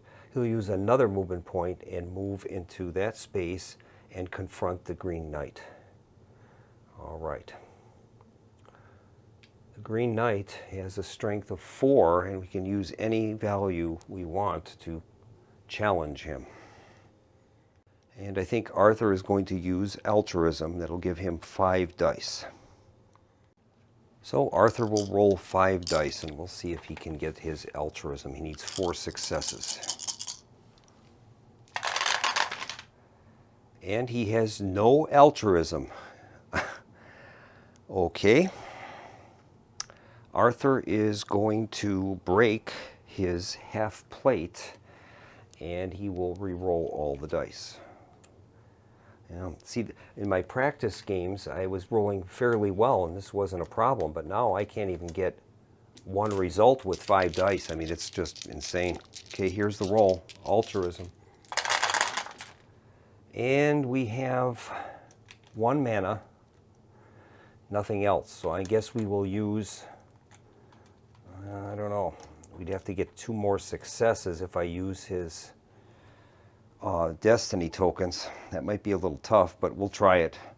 We'll use a destiny token, and I think I'll call out a movement. So we need movement, altruism, or the mana burst. And we've got prowess. That didn't help. Well, I think rather than do that, we're going to break his long sword now, and we'll re-roll all the dice. We'll try that. I don't want to waste all those destiny tokens. Okay, here we go. Well, my battery cut out as I rolled, but I did end up to get 2 altruism and a mana. So that defeated the Green Knight. Now, in order to get rid of that card, we've got to get rid of the corresponding witch tokens as well. All right, Arthur has 1 movement point left. So I think what he's going to do is he will do another scout, and I think we will scout in that direction, and we'll see what he finds. This time he's got the Blessed Isle. Okay, so we will move that into that position. And the Blessed Isle is not one of our target locations, and it does not affect any of our characters. So that's what we've got. He has 1 movement point left, and I guess we'll move him into the Blessed Isle. And this is another thing that you got to remember. When a token lands on one of these spaces that awards an attribute bonus, you've got to watch for that. So I think I might have done that earlier. I forgot about that when Arthur was on Stonehenge. We were probably supposed to be getting a bonus die for any altruism rolls, and I don't think I took advantage of that. So there's a lot of stuff to keep track of. If you're playing solitaire, you just have to go through a checklist, and that should help to prevent those kind of mistakes. So that is going to finish Arthur's turn.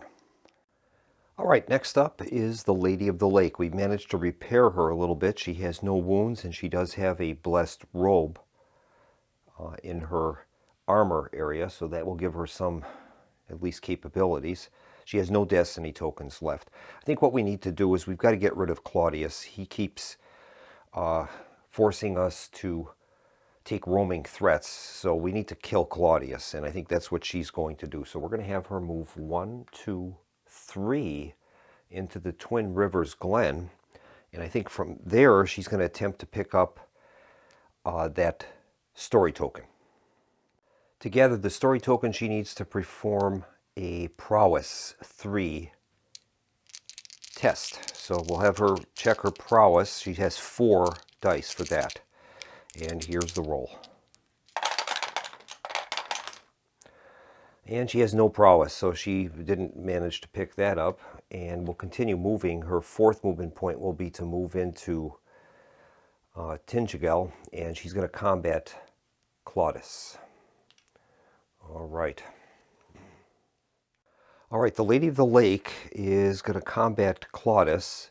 She's going to use, I think, loyalty. Her loyalty is 5. Now, she does get a favored enemy against druids and magical creatures. Claudius, though, I believe is a knight.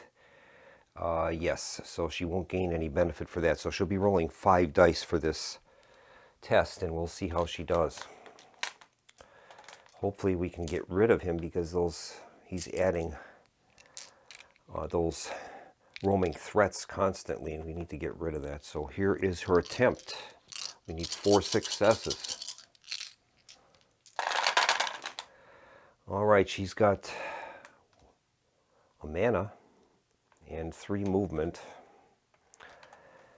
and a prowess, and we're looking for loyalty.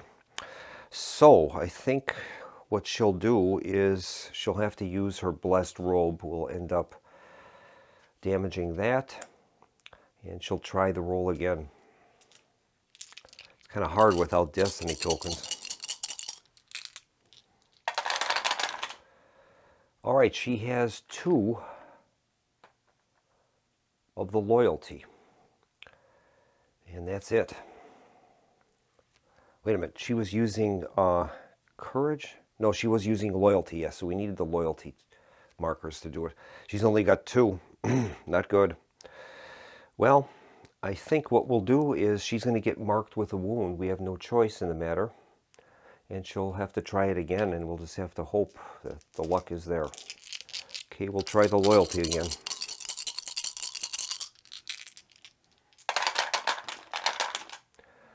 And she's done it, believe it or not. She's got 2 loyalty and 2 mana bursts. That's worth 6. So we finally killed Claudius. There are currently no... Oh no, that still isn't going to remove the card, because we have a magical beast in the lands of Gore. Oh no. Well, at least we've killed him. We'll add that to her stack of trophies. See, but that card can't be removed until all of the items listed on the card are removed. So in the case of the Tyrant King Claudius, we've got him, but we've got to get rid of all the magical creatures that are on the board, even if another card put them out there. So that card is still active. It does say, though, as long as the Tyrant King Claudius remains in play. So even though the card is still active, he won't be drawing any more of the roaming threats, at least. So that's good.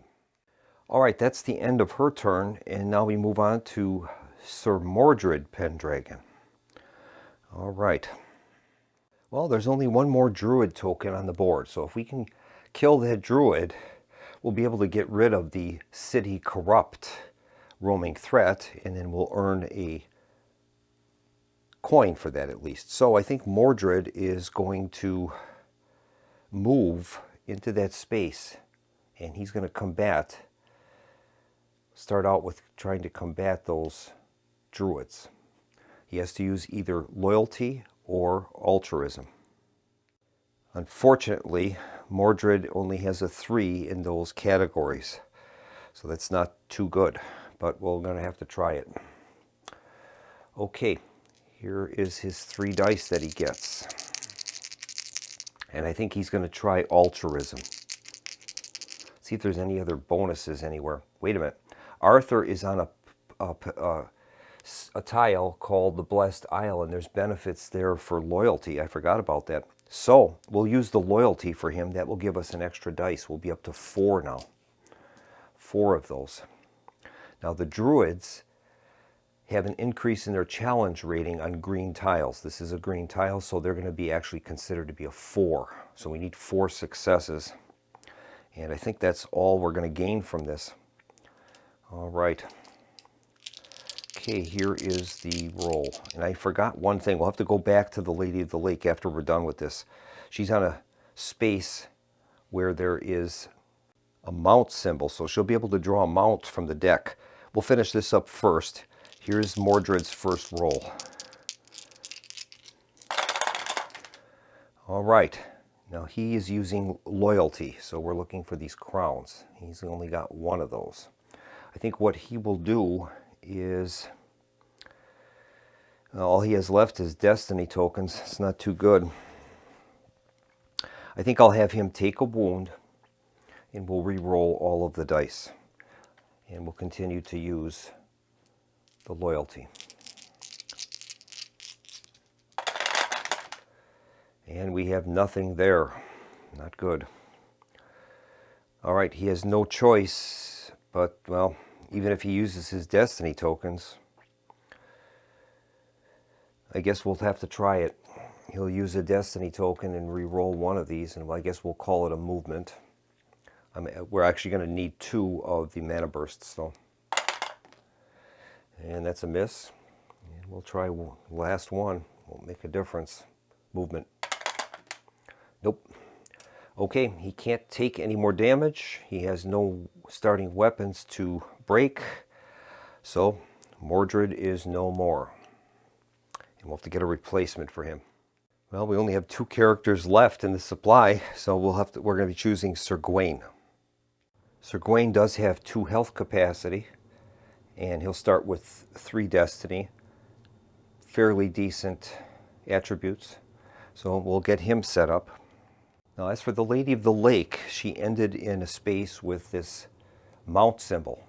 Now, even though the mount symbols are not available at Camelot, we can draw them from other locations. So she's going to draw a mount from the mount deck, and she ends up getting Riding Horse, +2 movement. Once per round during your turn, you may ignore the effect of an encounter tile.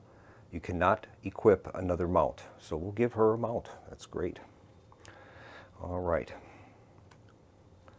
Now we'll continue on. It goes back to King Arthur.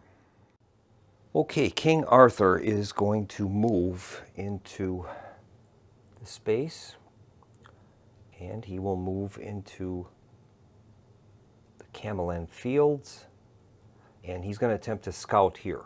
So we'll draw a tile for him. And he draws Glastonbury. All right, Glastonbury. So we will put that out in that configuration, I guess. And now he's going to attempt to pick up this story token.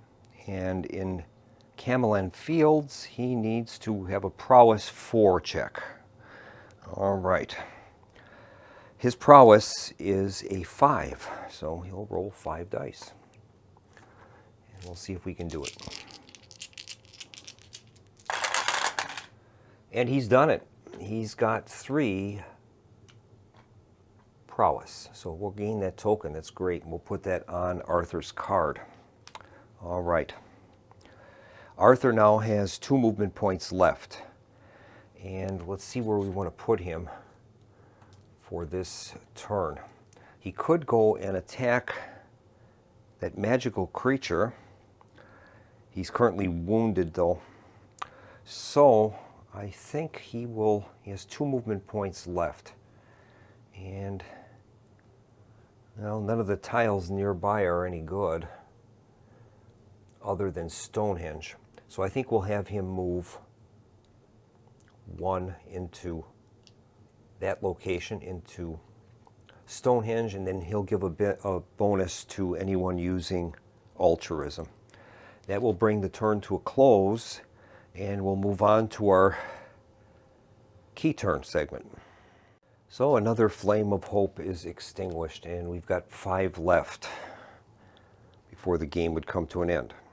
And we'll resolve our active roaming threats. Claudius has been dealt with at least, so we won't have to be drawing any roaming threats. The city corrupt are still active. Cath Prologue.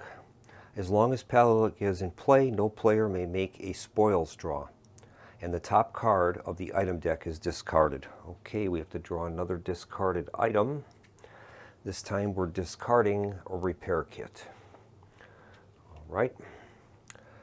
Heloise the Sorceress.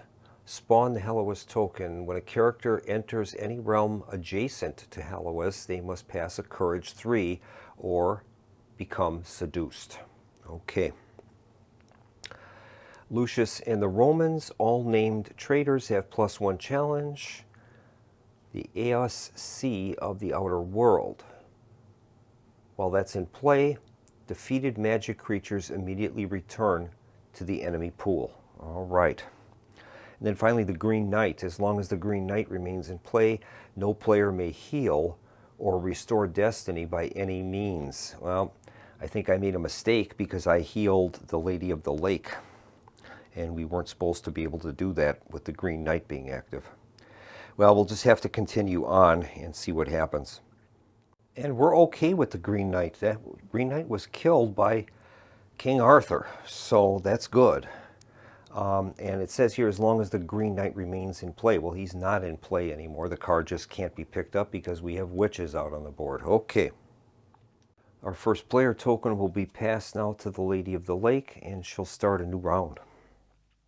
Well, the Lady of the Lake is going to need some repairs. So I think she's going to head back to the hospital, and we'll have her move 1 into Twin Rivers Glen. She'll attempt to try to get that story token again. She needs to make a Prowess 3. And she's got a mana, and wait a minute, there's a Prowess 2. So she's done it. She's got 3, and that will be able to give her the token. That's great. We'll give that to, put it on her card. She'll continue moving now, and she'll spend another movement point moving into the docks, another point into the hallway, and her last point into the hospital. She'll end her turn there and will be allowed to repair her wound condition. And that'll be it for the Lady of the Lake. All right, next up is a new character, and that's Sir Gawain, and he will begin at the round table. All right, let's see what we want to do with him. We'll probably send him, I think, to try to deal with the Sallyport area. So we'll have him move 1, 2, 3, and 4. We'll have him move 3 into the Sallyport. We'll leave him there. And he can move directly to the Sellywig Grove. That is a possibility because that's connected with this symbol here. Maybe we'll do that. That's 3 movement points. I think we will. We'll have him move to Sellywig Grove. Let me readjust the camera. Yeah, he'll move to Sellywig Grove. Those positions are connected, and there he will battle a witch. All right. Take a look at him now. He has his favorite enemies are witches and knights, so he'll gain an extra die for that. We have to use either loyalty or courage. He'll use loyalty. He currently has a loyalty of 5, so he'll be able to roll 6 dice. And we'll see if we can finally knock this thing out. Okay, here is the roll. We're doing a loyalty test. And we've done it. We have 2 mana bursts. 2 mana bursts and a loyalty. So we've got a total of 5. That'll be enough to take that out. That was a witch. And let's see if there's any more witches on the board. And unfortunately, yes, there is. We have a witch at City Mounds. So we'll have to, before we can reclaim that card, we'll be able to have to kill that first. So that's going to finish up Sir Gawain. We'll move to King Arthur. He is on the drawbridge track. All right, King Arthur will start by doing a scout in that location. He draws the tile, the White Fort, and that allows repairs to broken weapons there. So I guess we'll place it in that configuration there. All right. I think he'll move 1 movement point into here, and he's going to battle that magical creature. And we'll see what that has for a strength in that 3, and we can use either courage or altruism. King Arthur will use altruism. That gives him a 5. And he's got 5 dice for that. So we'll have him try that attack. Okay, here's the altruism test. And he's got 2 mana bursts. That's enough to kill it. That's great. That was a magical creature. All right. There's still other magical creatures on the board, so we won't be able to get rid of one of the cards, the roaming threats, unfortunately. All right. All right, Arthur is going to spend another movement point to go back to Stonehenge and another movement point to go into the White Fort. And he's going to end his turn there, and that allows him to repair a weapon. And if I'm not mistaken, I believe in the frequently asked questions, that allows you to repair all broken items. I'm going to have to double check that though. No, I must be mistaken, so I guess the rules as written are correct. We can only repair 1 item. And we're going to repair Arthur's longsword, so that will help a little bit. All right. We'll move back to the Lady of the Lake. She's our first player, and we'll see what she's going to do. I think to prevent this video from going too long, I'm going to play some turns off camera, and we'll resume once we get to a position that would be of interest. So I'm going to play a few off camera, and we'll see what happens. We've got a few problems. We're down to 1 last character to bring in. If we lose another character, or lose 2 more characters, we don't have anybody else to bring in. That'll be a problem. Doesn't cost us the game, but we just will be playing with 2 characters. And we've already gone through 5 despair tokens, so we're about halfway through the game. I'll continue on and we'll see what happens. Well, I played through a few extra turns. We have 3 flames of hope remaining. Currently we have 2 coins. And right now we only have 2 characters. Sir Gawain was killed or forced to retire. I have no other heroes to bring into play, so we'll be going on with King Arthur. He currently is on that drawbridge space, and things are going south very quickly. We drew a card called Slaughter Bridge that placed out 2 tokens. We spawned 2 tokens of traitors, 2 tokens of Saxons, 2 witches, and 2 druids. So it makes it almost impossible for us to solve any of those active roaming threats because we have to kill all of those things, but we're going to try. King Arthur will attempt to pick up the token at Hadrian's Wall, and he needs to make a Courage 3 test. His courage level is a 4. And he has 3 courage, believe it or not. Is that correct? No, it's not. The courage is that symbol. Okay, so he can't do that. I guess he's going to have to try and fight these Saxons, so we'll have him make a movement point into Terra Deserta, and he'll battle the Saxons that are there. He has a favored enemy against Saxons. He'll use his prowess, and that will allow him 6 dice. So let's see if we can get 3 successes here. Prowess. He did it. He's got 2 prowess and a mana burst. That's 4, so he's taken that one out. We'll get that to his card. He's got a total of 6 trophies right now. We'll have him spend another movement point, have him move into the Orkney Islands, and he'll attempt to take out that Saxon. We'll use the same procedure using prowess. And he's done it. He's got 2 mana bursts along with the prowess. So we've taken another trophy. Okay, he's got 2 movement points left. And let's see what he wants to do. Well, I think he'll move back to where he was. And next turn he can attempt to get that token. All right, that's it for Arthur. We'll move on now to our new character, Ragnell.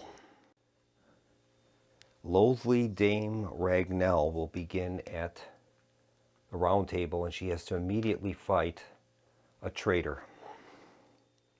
She's going to use her loyalty, and that is 5 dice. So let's see what happens. Okay, she's done it. She's got a loyalty and a mana burst. So she's got a trophy there. And I think she'll just try to clean up some of these tokens. She'll spend a movement point to move into this hallway, and she'll attempt that battle again. All right, once again, she's going to be using loyalty. And that time she's got 1 success. Okay, I think she's going to break her quarterstaff, and she'll re-roll those.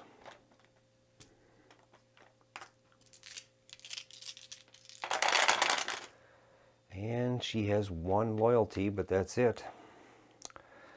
Oh boy. Okay, I think she will end up breaking her Warhammer, and she'll try to re-roll all those one more time. This game is very, very hard. And that time she has a mana, but she has no loyalty. So we're going to use one of her destiny tokens, and we'll re-roll one of these dice, and I think I'll choose altruism. So altruism, loyalty, or a mana burst. She's got a movement. We'll try another one. I'll try altruism again. That's courage. We'll try her last one. Same thing. And she's got prowess. None of those will help. She's going to have to take a wound and then re-roll all the dice. And she's going to select loyalty. That time she's done it. She's got a loyalty and a mana burst. So we've taken another one. Put that on her card. And then now she's going to spend another movement point, and she'll move into this hallway where we've got one of our characters ended up being forced to retire, and we'll see if she can attempt to pick that up. That was the token from Camelot, I believe, or from the Canman Fields. Nope, hang on, I got to check that. Well, we don't have to perform any test. If we're picking one up from a tile that it was dropped on, we just get it. So we'll give that to Ragnell. Okay. I think Ragnell will spend another movement point and go to the forge, and she'll end her turn there, and she's going to repair her quarterstaff. We'll move back to Arthur. He's attempting to pick up that story token at Hadrian's Wall, so he'll make a courage 3 test. And his courage is 4, so he has 4 dice, and we'll see if he can do it. And he's done it. He's got 2 mana bursts, so we'll pick up that token. That's good. We still got too long to go with just 3 flames of hope remaining. I guess he's going to do a search to the northeast. To the northwest. Nope, there's no way out of there, so we have to move. Okay, he'll spend a movement point to move into Terra Desiree, and now he'll scout out to the northeast. And there he finds Mount Agned. Okay, I guess we'll put it in that direction. Now that is going to release another roaming threat. Mount Agned is one of the locations we're looking for Dux Bellorum. So we will place a token in that place. Now we have to do a severe threat. And that severe threat is Huel Mabcaw. Spawn the Huel token on the Crystal Caves tile, and he will have a movement of aggressive. While he's in play, all realm tiles outside of the Camelot region count as green tiles. Huel is a druid. Okay. So I guess we'll place the Crystal Caves in this location, and we'll place the Huel token there. Okay, so these are all considered green spaces now. All right, Arthur is... I guess Arthur will make a move into Mount Agned and attempt to pick up that token. He needs to make an altruism 4 test. His altruism is 5, so he has 5 dice. And we'll give it a shot. And he has 1 altruism, not enough. He has a destiny token, but I'm not going to use that. So I think what he'll do is scout the next region to the northeast. He still has movement points left. And he finds Teferin Hill, which is one of the quest locations that we need. So we'll place a quest token there, and we have to reveal another roaming threat. This time it is a general threat. And we've got white dragons spawn 1d6 dragon tokens on red realm tiles. And they are aggressive. 1d6. Okay. 6 of them. What else would it be? 6 dragons. Oh my goodness. I think we're done. Okay, and those have to go on red realm tiles. Okay. Now we have this active threat that's called Huel Mab Caw, and it says while Huel is in play, all realm tiles outside of the Camelot region count as green tiles. So does that mean that count? I guess that means that they would also be considered green, and in the case of this, red. I was wondering, because if they're all considered green, then they would have to be placed in the hallways. So I will place these on some red tiles. All right, we've placed those dragons, and I think we're pretty much done at this point. I don't see any reason to continue this. We're only going to have 2 turns left, and I wouldn't even have time to get back to the round table, even if we were able to get 7 more coins, which I don't think is going to happen. So I think I'm just going to end this playthrough here. I've tried my best, but I just had some terrible luck with the Stones of Chance. And in my practice games I played before, I was actually doing real well. I played, I think, the 9th Legion story quest, and I was doing extremely well. My dice were working perfectly for me.